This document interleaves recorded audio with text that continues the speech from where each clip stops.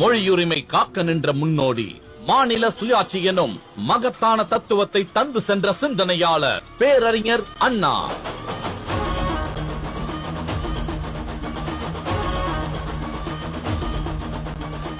கலையையும் இலக்கியத்தையும் அரசியல் ஆயுதங்களாக மாற்ற முடியும் என்று இந்தியாவுக்கே நிரூபித்து காட்டிய சிந்தனையாளர். ஆற்றல் வாய்ந்த பேச்சால் அனைவரையும் கட்டி போட முடியும், சமூகத்தில் மாற்றங்களை நடத்தி காட்ட முடியும் என்று நிரூபித்த சாதனையாளர். பேச்சாளர், எழுத்தாளர், நாடக நடிகர், திரை வசனகர்த்தா, அரசியல் தலைவர், முதல்வர் என்று பன்முக பரிணாமத்தில் தன் தம்பிகளுக்கு தடம் அமைத்துக் கொடுத்த தலைவர். கூட்டாட்சி தத்துவம் என்னும் கொள்கை இன்று இந்தியாவெங்கும் எதிரொலிக்கிறது என்றால் அதற்கு அடித்தளம் அமைத்துக் கொடுத்தவர் அண்ணாவே.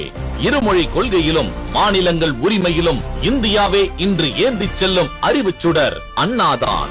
முத்தமிழ் அறிஞர் கலைஞர், இனமான பேராசிரியர் அன்பழகன் என்று ஆற்றல் மிக்க தம்பிகளை வளர்த்தெடுத்ததில் அண்ணா என்ற சொல்லுக்கு அர்த்தம் சேர்த்தவர்.